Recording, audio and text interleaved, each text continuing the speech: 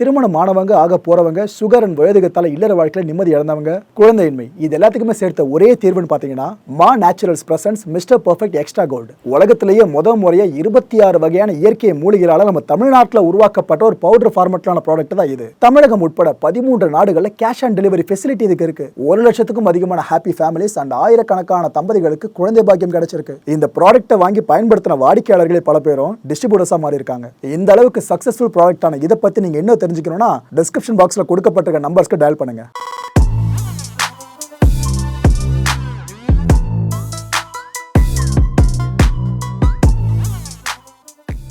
வணக்கம். Big topic with Karthik Mayakumar. Tamilaga Vettri கழகம் இந்த கட்சியோட கொடி அறிமுக நிகழ்ச்சி இருக்குல்ல, அது இன்னைக்கு நடந்துச்சு. நம்ம சென்னை பனையூர் இருக்குல்ல, இந்த கட்சி ஆஃபீஸ் இருக்கிற இடம், அங்கே தாங்க நடந்துச்சு. ஆக்சுவலாக இது நடக்கிறதுக்கு முன்னாடி என்னென்னலாம் பண்ணியிருக்காங்கன்னா, இந்த கட்சி அலுவலக சாலை இருக்குல்ல, அதோட 2 பக்கமும் தடுப்புகளை அமைச்சிட்டாங்க.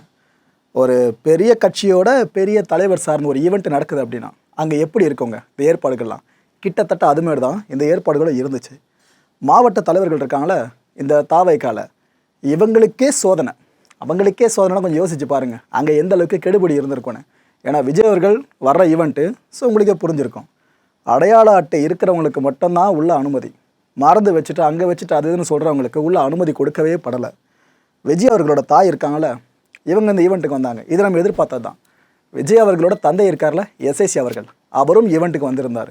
இது பல பேர் எதிர்பார்க்காத ஒரு விஷயம். அவருக்கே புரிஞ்சிருக்குங்க, சரி பையனோட கட்சி கண்டிப்பாக பெருசாக வரணுன்ற மாதிரி அந்த அப்பா ஆசைப்படாமல் இருந்திருப்பார். அவர் வந்திருக்காரு. ஆனால் ஒரு தகவல் மட்டும் உள்ளுக்குள்ளே கோலிவுட் வட்டாரம் முழுக்கவே சுற்றிக்கிட்டு இருக்கிறது, புசி ஆனந்த் அவர்கள் இப்போ இருக்கிற இடம் இருக்குல்ல, இந்த கட்சியோட பொதுச் செயலாளர்னு, அந்த இடத்துல எஸ்எஸ்சி அவர்கள் இருக்க வேண்டியது. ஆனால் என்ன நடந்துச்சு ஏது நடந்துச்சோ, எஸ்எஸ்சி அவர்கள் பார்வையாளர் சீட்டில் இப்போ அமர நேரிட்டு இருக்கு. அவர் புசி ஆனந்த் அவர்கள் அந்த பொதுச்செயலர் இடத்துல அப்படி உட்காந்துட்டு இருக்கிறதா சில பேர் பேச ஆரம்பிச்சிருக்காங்க. சரி, அதை விடுங்க. புசி ஆனந்த் அவர்கள் விஜய் அவர்களோட பேரண்ட்ஸை பார்த்ததுமே காலில் விழுந்து வணங்கினாருங்க. அப்படி இருந்துச்சு அந்த மூமெண்ட்லாம் பார்க்குறப்ப அந்த இடத்துல.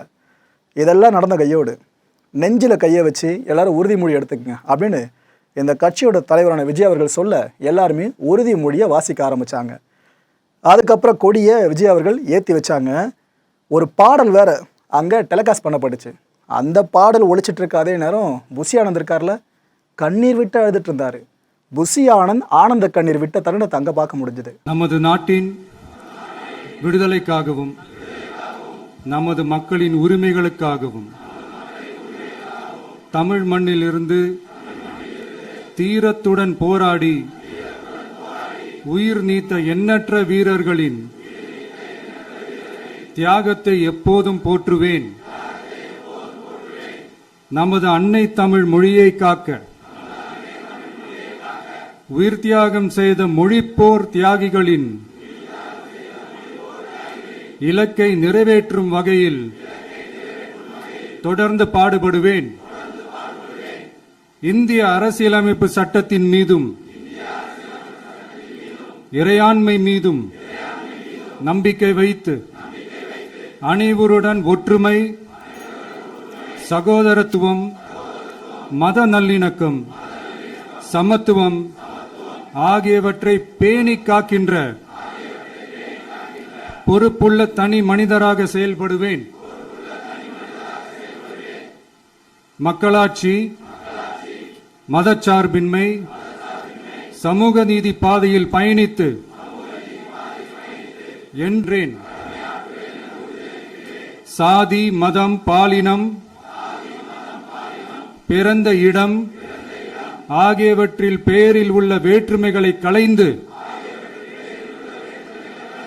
மக்களிடையே விழிப்புணர்வை ஏற்படுத்தி அனைவருக்கும் சம வாய்ப்பு, சம உரிமை கிடைக்க பாடுபடுவேன். பிறப்புக்கும் எல்லா உயிர்க்கும் என்ற சமத்துவ கொள்கையை கடைபிடிப்பேன் என்று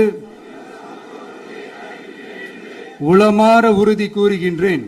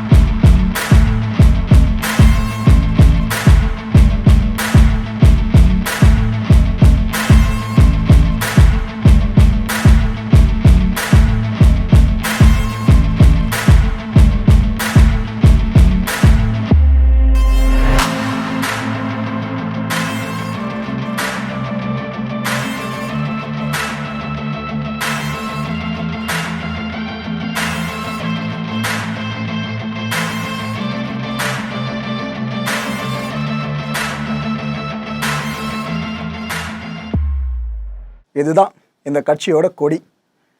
இடையில இருக்குது பார்த்தீங்களா, இதுதான் வாகை மலருங்க. 2 பக்கமும் யானைகள், போர் யானைகள் ரெண்டுமே. மேலே ஒரு கலரு, கீழே அதே கலரு, நடுவில் மட்டும் எல்லா கலரும் அங்கே ஷேட் பண்ணியிருக்காங்க. ஸோ இந்த ஒரு கொடி தான் இதுக்கப்புறம் தமிழக வெற்றி கழகத்தோட அதிகாரப்பூர்வ கொடியாக பறக்க போகுது தமிழ்நாட்டில். ஆக்சுவலாக இந்த வாகை மலர் இருக்குல்ல, இதை சார்ந்த புரிதல் பல பேருக்கு இல்லாமல் இருக்குன்னு நினைக்கிறேன். இது என்ன புதுசாக ஒரு பூ இருக்குது, நமக்கு இந்த ரோஜா, முல்லை, மல்லி இதெல்லாம் தெரியும், இதனாப்பா புதுசாக இருக்குன்னு பல பேருமே நம்ம இன்பாக்ஸில் கேட்டிருந்தாங்க. அவங்க எல்லாருக்கும் சேர்த்து ஒரு விளக்கத்தை கொடுத்துட்றேன்.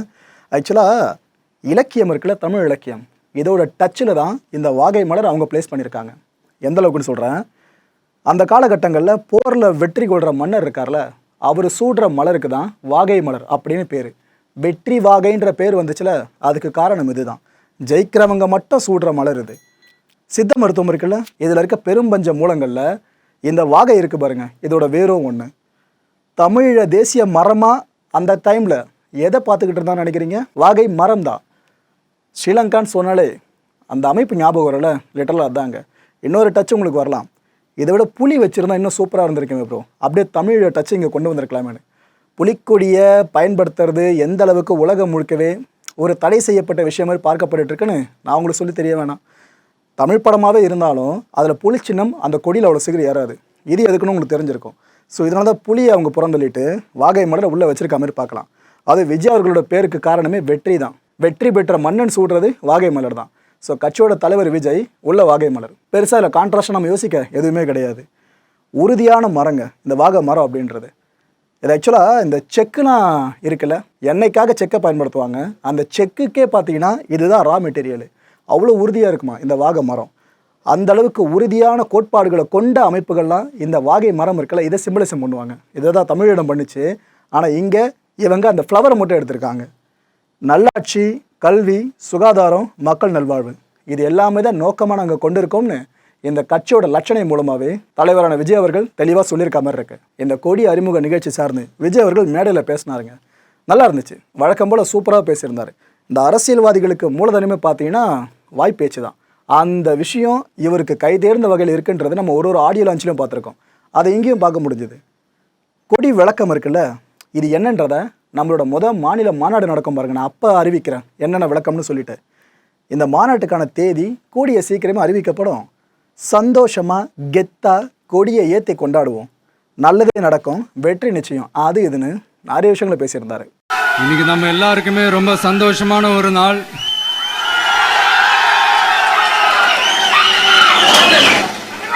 நான் என்னுடைய அரசியல் பயணத்தை தொடங்கி அதுக்கு ஒரு தொடக்க புள்ளியா நம்ம கட்சியினுடைய பேரை போன பிப்ரவரி மாதம் நான் அறிவித்தேன். அன்னிலேருந்தே பார்த்தீங்கன்னா ஒரு குறிப்பிட்ட ஒரு நாளுக்காக நீங்கள் எல்லாருமே வெயிட் பண்ணிக்கிட்டு இருக்கீங்கன்றது எனக்கு நல்லா தெரிஞ்சது. எஸ் நம்ம முதல் மாநில மாநாடு, அதுக்கான ஏற்பாடுகள்லாம் நடந்துகிட்டு இருக்கு. கூடிய சீக்கிரமே அது என்னைக்கு எப்போன்றதெல்லாம் நான் உங்களுக்கு அறிவிச்சிடுறேன். பட் அதுக்கு முன்னதாக நீங்க எல்லாருமே கொண்டாடி மகிழ்வதற்காக நம்ம தமிழக வெற்றி கழகத்தினுடைய கொடியை இன்னைக்கு நான் அறிமுகப்படுத்தியிருக்கேன்.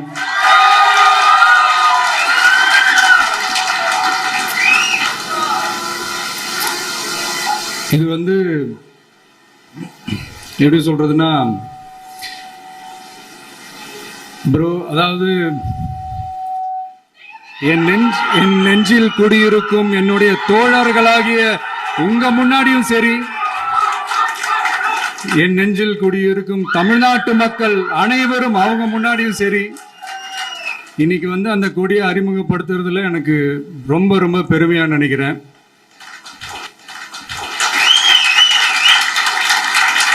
இது வரைக்கும் நாம நமக்காக உழைச்சோம். இனி வரப்போற இயர்ஸ்ல நம்மள ஒரு கட்சி ரீதியா நம்மளை தயார்படுத்திக்கிட்டு தமிழ்நாட்டுக்காகவும் தமிழ்நாட்டு மக்களின் உயர்வுக்காகவும் நம்ம எல்லாருமா சேர்ந்து உழைப்போம்.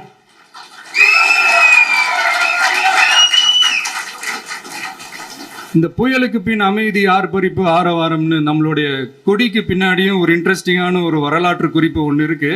அது என்னன்னு அதை நீங்க எல்லாம் ஒரு நாளுக்காக வெயிட் பண்ணிட்டு இருக்கீங்கன்னு சொன்னல, அன்னைக்கு நம்மளுடைய கொள்கைகள் என்ன, நம்மளுடைய செயல் திட்டங்கள் என்னன்னு சொல்லும் போது அன்னைக்கு இந்த கொடிக்கான விளக்கத்தையும் நாங்க சொல்றோம். அது வரைக்கும்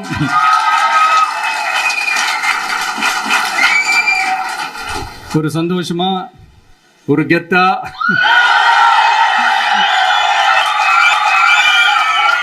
நம்ம இதை ஏத்தி கொண்டாடுவோம். இது வெறும் நம்மளுடைய ஒரு கட்சிக்கான கொடியா மட்டும் இதை நான் பார்க்கலைங்க. தமிழ்நாட்டோட வருங்கால தலைமுறைக்கான ஒரு வெற்றிக்கான ஒரு கொடியா தான் நான் பார்க்கிறேன். இது உங்க இல்லத்துல, உங்க உள்ளத்துல நான் சொல்லாமலே நீங்க ஏத்துவீங்கன்றது எனக்கு நல்லா தெரியும். பட் இருந்தாலும் அதுக்கான அந்த முறையான அந்த பெர்மிஷன்லாம், அந்த ரூல்ஸ் அண்ட் ரெகுலேஷன்ஸ்லாம் ஃபாலோ பண்ணிட்டு அனைவரிடமும் தோழமை பாராட்டி நம்ம இதை ஏற்றி கொண்டாடுவோம். சரிங்களா? அது வரைக்கும் கான்ஃபிடென்ட்டா இருங்க. நல்லதே நடக்கும். வெற்றி நிச்சயம். மீண்டும் சந்திக்கும் வரை நன்றி, வணக்கம்.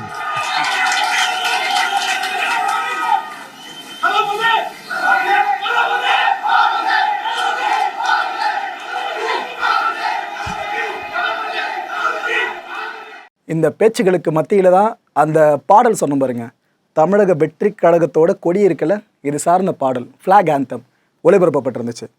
இந்த ஃப்ளாக் ஆந்தத்தை பற்றி சொல்லணும்னா, தமிழர் உணர்வு இருக்குல்ல, இதை பேஸாக வச்சுக்கிட்டு இந்த பார்ட்டியோட ஒரு ப்ரொபகண்டா பாடலாக கூட நீங்கள் மனசில் வச்சு பார்க்கலாம். அப்படி இருக்குது. வரிகளும் சரி, இசையும் சரி. நல்லா சினிமா பாடல் இருக்குல்ல, அதுக்கே டஃப் கொடுக்கும் போல இருக்குது. எல்லா புகழும் தமிழுக்கும் விவேகாவுக்கும் சொல்லலாம். ஓகே, இப்போ அந்த பாடல் வரிகள் ஒன்னொன்றையும் டீகோட் பண்ணுறேங்க. இந்த பாடல் வரிகளை முதல்ல ஆரம்பிக்கிறதே பார்த்தீங்கன்னா, வெற்றி கழகம் கொடி ஏறுது, நம்ம சனங்க விதி மாறுது, மக்கள் ஆசை நிஜமாகுது. கற்பனையாக வச்சுக்கோங்க, இதை நீங்கள் ரியாலிட்டியோடு கனெக்ட் பண்ணி பார்க்க வேணாம். ஒரு கொடி ஏறிடுச்சு அப்படின்னாலே உடனடியாக தமிழக மக்களோட வாழ்க்கை செரிச்சிடும் அப்படிலாம் நினைக்காதீங்க. ஜஸ்ட்டு கற்பனை அவங்க எழுதியிருக்காங்க. இதுக்கப்புறம் எக்ஸிக்யூஷன், பவரில் போய் உட்காரணும், அதுக்கப்புறம் நல்லாட்சி, அவ்வளோ விஷயங்கள் இன்னும் இருக்குது. இந்த பாடல் ஆரம்பிக்கிற அந்த விஷுவலைசேஷனே பார்த்தீங்கன்னா, சில யானைகள், கருப்பு யானைகள், அது மேலே அப்படி அரியாசனத்தில் உட்காந்துக்கிட்டு, வெள்ளை சட்டை போட்டு உட்காந்துக்கிட்டு, சாட்டையை கையில் வச்சுக்கிட்டு, அங்கே இருக்க மக்களெல்லாம் அடித்து துவைக்கிற மாதிரி, துன்புறுத்துகிற மாதிரி காட்சிகள். எங்கேருந்து ஒரு ஹீரோ படத்தில் வர மாதிரியே தான் ஒரு ஹீரோ வராப்பில் கூடவே பார்த்தீங்கன்னா 2 வெள்ளை யானைகள் வருது. அதுக்கப்புறம் அங்கே இருக்க கருப்பு யானைகளை வெள்ளை யானைகள் துவம்சம் பண்ணுது. அந்த சிம்மாசனத்தில் ஒருத்தர் உட்காந்துட்டு தான் சொன்னோம் பார்த்தீங்களா, அவர் ரீப்ளேஸ் பண்ணிவிட்டு அங்கே ஒரு நாயகன் உதயமாகறாப்பில் மக்களுக்கு நல்லாட்சி கொடுக்குற மாதிரி காமிச்சிருப்பாங்க. அந்த நாயகனாக தான் விஜய் அவர்களை போர்ட்ரே பண்ணுறாங்க. இந்த 2 யானைகள் அந்த எதிர்த்தரப்பில் அடித்து துவம்சம் பண்ணது பாருங்க. அதுக்கப்புறம் வெற்றி கொடியோடு விஜய் அவர்கள் நிற்கிற மாதிரி அந்த காட்சி. இப்படி தான் கதையை ஆரம்பிக்குது. அதுக்கப்புறம் இந்த இவ்வளோ லைன்ஸும் நாம் கேட்க முடியுது. ஓகே, தமிழன் கொடி பறக்குது, தலைவன் யுகம் பிறக்குது, 3 எழுத்து மந்திரத்தை மீண்டும் காலம் ஒலிக்குது. சமலைன்ஸில் 3 எழுத்து மந்திரம்ன்ற இந்த ஒரு லிரிக்கல் வருது பார்த்தீங்கன்னா போர்ஷனு. அந்த இடத்துல பார்த்தீங்கன்னா நடுவில் விஜய் அவர்கள், இந்த பக்கம் அறிஞர் அண்ணா, இந்த பக்கம் எம்ஜிஆர். அண்ணாவும் 3 எழுத்து, எம்ஜிஆரும் 3 எழுத்து, அடுத்து விஜயும் 3 எழுத்துன்ற மாதிரி தான் இந்த பாடல் வரிகள் மூலமாக அவங்க போர்ட்ரே பண்ணுறாங்க. இந்த 3 பேருக்கு இருக்கிற மிக முக்கியமான ஒரு ஒற்றுமை என்னென்னா, சினிமான்ற இந்த மீடியம் இருக்குல்ல, மக்கள்கிட்ட நாம் சென்றடையணும், நம்மளோட கொள்கை சென்றடையணும், நாம் நினைக்கிற விஷயங்களை மக்கள் மனசில் ஈஸியாக புகுத்தணும். அப்படின்னா இது ஒரே ஒரு கருவி மட்டும்தான் ரொம்ப ஸ்பீடாக அதை செஞ்சு விட்டுரும் அப்படின்ற விஷயத்த ரொம்ப ஆழமாக நம்பினவங்க இந்த 2 பேர், அண்ணாவும் எம்ஜிஆர் அவர்களும். இவங்களை தொடர்ந்து இதே விஷயத்த ரொம்ப ஆழமாக நம்ப ஆரம்பிச்சிருக்கவர் தாவைக்காவோட தலைவரான விஜய் அவர்கள். அடுத்து, சிறுசும் பெருசும் ரசிக்குது, சிங்க பெண்கள் சிரிக்குது, மக்களோட தொப்புள் கொடியில் முளைச்ச கொடியும் பறக்குது. சமலையில் இது, அதாவது தமிழர்களை காக்க தமிழர்களில் இருந்து ஒருத்தர் தலைவரான எப்படி இருக்கும், உங்கள் தொப்புள் கொடி உறவா நான் அந்த அரியாசனத்தை அமர்ந்தேன் அப்படி இருக்கும். அதுதான் இது போர்ட்ரே பண்ணுது. விஜய் சாருக்கு எந்த அளவுக்கு குட்டி குட்டி பசங்க ஃபேன்ஸாக இருக்காங்க நான் உங்களுக்கு சொல்லி தெரிய வேணாம். அது வரைக்கும் நோட் பண்ணி லிரிக்கல் போர்ஷனை உள்ளே கொண்டு வந்திருக்காங்க. மனசில் மக்களை வைக்கும் தலைவன் வரும் நேரம் இது, மக்களும் அவனை மனசில் வச்சு ஆடி பாடி கூப்பிடுது. எல்லாரெல்லாம் கூப்பிட வாய்ப்பே இல்லை. ஏன்னா தமிழகத்திலேயே அவ்வளோ கட்சிகள் இருக்குது. இந்த 2 யானைகளை வச்சாங்க பார்த்தீங்களா சிம்பிளிசமாக, அதுக்கே நீங்கள் ஓமை சொல்ல முடியும். ஒரு பக்கம் அதிமுகன்ற யானை, இன்னொரு பக்கம் திமுகன்ற யானை. இந்த 2 யானைகளை தாண்டி அந்த இடத்துல வெற்றி கூடிய ஒரு கட்சி நாட்டுதுன்னா இது வரைக்கும் தமிழக அரசியல் காலத்தில் நடக்காத ஒரு விஷயம். திராவிட கட்சிகள் மட்டும் தான் மாறி மாறி ஆளுவாங்க. அந்த ஒரு இடத்த இவர் நிரப்புறாருன்ற மாதிரி தான் இவ்வளோ விஷயங்களை சொல்கிறாங்க. அந்த கட்சிகளோட உறுப்பினர்களும் தமிழ்நாட்டில் தான் இருக்காங்க, அந்த திராவிட கட்சிகளோட உறுப்பினர்களும். அதனால தான் சொல்கிற தமிழக மக்கள் எல்லாரும் ஆடிப்படி வரவேற்க வாய்ப்பே இல்லை. நிதானத்தை நாம் புரிஞ்சுக்கணும். எனக்கு இந்த போர்ஷனை பார்க்குறப்போ ஒரே ஒரு விஷயம் மட்டும் ஹியூமராக உள்ளே வந்துட்டு போச்சு. என்னப்பா நம்ம கொடி தனுஷ் ஒரு கேமியோ கொடுத்துருக்காமன்னு சொல்லிட்டு யார் கிரியேட் பண்ணாங்கன்னு தெரியல, முக அசப்பில் அப்படியே இருக்குது. ஓகே, சிகரம் கிடைச்ச பின்னும் இறங்கி வந்து சேவை செஞ்சு நீங்கள் கொடுத்த எல்லாத்துக்கும் நன்றி காட்டும் காலம் இது. இது ஆக்சுவலாக விஜய் அவர்களுக்கும் பொருந்தும் மக்களுக்கும் பொருந்துன்ற மாதிரி தான் அவங்க எழுதியிருக்காங்க. எப்படி சொல்கிறேன்னா, விஜய் அவர்கள் இந்த நிலைமையில் இருக்கிறதுக்கு, சினிமாவில் பீக்கில் இருக்கிறதுக்கு காரணம் மக்கள் தான். ஆடியன்ஸ் கைத்தட்டல்கள் அதிகமாகும் போது தான் நடிகர்களோட பேர் மேலே போகும், சம்பளம் மேலே போகும். ஸோ மக்கள் ஆல்ரெடி அதிகமாக கொடுத்துட்டாங்க. அதெல்லாம் திரும்பி செய்கிற நேரமாக விஜய் அவர்கள் அரசியல் களத்துக்கு வரா மாதிரி இது போர்ட்ரே பண்ணுது. இது நீங்கள் இன்னொரு மாதிரியே புரிஞ்சுக்கலாம். விஜய் அவர்களும் ஒரு ரசிகர்களும் தமிழக மக்களுக்காக நிறைய நல்லுதவிகளை பண்ணியிருக்காங்க. இதுமாதிரி பல விஷயங்களை பண்ணிட்டாங்க. இதுக்கப்புறம் மக்கள் எதனா கைமாற அவங்களுக்கு செய்யணும் அப்படின்னா, இந்த எலெக்ஷன் வருது, ஓட்டு போட்டு ஜெயிக்க வச்சு அரசியமாக்கி விடுங்க அப்படின்ற மறைமுக துணியவும் இந்த பாடல் வரிகள் நமக்கு உணர்த்துது. ஒன்று ஓப்பனாக நம்ம சொல்லிடலாம், சினிமான்றது வேற களம், அரசியல் வேற களம். சினிமாவில் டயலாக் பேசிட்டா போதும், ஆனால் அரசியல் பொது வாழ்க்கையில் இறங்கி களப்பணி ஆற்றணும். அது ஆற்றுனாங்கன்னா யாராக இருந்தாலும் தமிழக மக்கள் கண்டிப்பாக ரெக்கக்னிஷன் கொடுத்தே ஆவாங்க. தமிழா நம்ம வாழ போகிறோமே, ஒரு கரை இல்லாத கையை பிடிச்சி போக போகிறோமே, வஞ்ச புகழ்ச்சி மாதிரி இருக்குது. ஆக்சுவலாக தமிழகத்தில் அவ்வளோ அரசியல் தலைவர்கள் இருக்காங்க. இவங்க இந்த லைனை போடுறப்ப கொஞ்சம் யோசிச்சிருக்கலாம். கரை இல்லாத கைன்னு இவரை சொல்கிறாங்கன்னா அப்போ மற்ற கைகளை கரை படிஞ்சிருக்கா என்ன? அந்த ஒரு அர்த்தம் ஒன்று வருது இல்லை? ஏன்னா எல்லா அரசியல்வாதிகளையும் மோசமானாலும் முத்திரை குத்த முடியாதுங்க. சில பேர்லாம் இருக்காங்க, தன்னோட வாழ்நாளே அர்ப்பணிச்சிருக்காங்க பொதுமக்கள் நலன் சார்ந்து. அப்போ அவங்களே இதுக்குள்ளே வருவாங்க. இதை மட்டும் கொஞ்சம் தவிர்த்துருக்கலாம். அடுத்தபடியாக தமிழன் கொடி, தலைவன் கொடி, தர்ம கொடி, தரையின் கொடி, வீரக்கொடி, விஜய கொடி, ஆதிக்கொடியை காக்கும் கொடி. ஆதிக்கொடினா தமிழ் கொடியை சொல்லுவோம். தமிழ் மக்கள் எல்லாரையும் காக்கிறதுக்கான ஒரு கொடியா. இது வந்து எங்கள் கட்சிக்கான கொடி இல்லை, மக்களுக்கான கொடின்ற மாதிரி இந்த ஒரு லைன்ஸு. இவ்வளோ லிரிக்கல் போர்ஷன் முடிஞ்ச பிற்பாடு தான் இந்த செகண்ட் சரணத்தில் பார்த்தீங்கன்னா இந்த கொடியை பற்றின சில விஷயங்கள்லாம் வருங்க. லைட்டாக விளக்குற மாதிரி வரும். ஆனால் முதல் மாநில மாநாடப்போ தான் ஃபுல்லாக விளக்கப்படும்னு விஜய் அவர்கள் சொல்லியிருக்காங்க. அந்த வரிகளை பற்றி கூட பார்ப்பேன். இப்போ ரத்த செவப்பில் நிறம் எடுத்தோம், அதான் நல்லா குருதி நேரத்தில் அந்த ஃப்ளாகோட கலர் இருக்குல்ல, அதை சொல்கிறாப்புல. ரெட்டை யானை பலம் கொடுத்தோம், 2 யானைகள், போர் யானைகள். நரம்பில் ஓடும் தமிழ் உணர்வை உருவி கொடியின் உரு கொடுத்தோம். அந்த ஷைனை பற்றி பேசுகிறாங்க. மஞ்சள் எடுத்து அலங்கரித்தோம், இடையில இருக்க மஞ்சள் நிறம். பச்சை நீலம் திலகம் வச்சோம். இந்த ஸ்டார் இருக்குது பார்த்தீங்கன்னா சுற்றி, இந்த கலர்ஸ்லாம் சேர்த்து சொல்கிறாங்க. பரிதவிக்கும் மக்கள் பக்கம் சிங்க வர்றதை பறை அடித்தோம். நான் சொல்கிற விஷயத்தை அப்படியே கற்பனை பண்ணி பாருங்கள். காட்டிக்கே ராஜாவான சிங்கம் ஒரு என்ட்ரியை கொடுக்குறப்ப யானைகள்லாம் அதை வரவேற்க காத்திருந்தா எப்படி இருக்கும்? இந்த அளவுக்கு தான் நடிகர் விஜயா இருந்த அவர்களை இப்போ அரசியல் களத்துக்கு தலைவராக வரவேற்கிற மாதிரி கட்சியோட கொடிப்பாட்டிலேயே தவிர்க்க முடியாத ஒரு அம்சமாக இருந்துக்கிட்டு இருக்கு. தூரம் நின்று பார்க்கும் தலைவன் காலமெல்லாம் மாறுது, தோளில் வந்து கையை போடும் தலைவன் கொடி ஏறுது. இதுக்கு நான் விளக்கம் கொடுக்க வேணாம், உங்களுக்கே தெரிஞ்சிருக்கோம். இதுக்கு நான் விளக்கம் கொடுத்து சில பேர் இதை தவறாக கூட நினச்சிக்கலாம். ஓகே, அரசரை கேள்வி கேட்கும் தளபதியின் காலமடி, அன்னைக்கே சொன்னோமே இது ஆள போகிற தமிழன் கொடி. மெர்சல் படத்தில் ஒரு பாட்டு வருமே, ஆள போகிறான், அந்த படம் தான் இங்கே கனெக்ட் பண்ணுறாங்க. இவ்வளோதான் மக்களே, இந்த பாடல் வரிகளை பொதிஞ்சிருக்க உங்களுக்கு இது வரைக்கும் தெரிஞ்சிக்க விரும்பின அந்த விஷயங்கள்.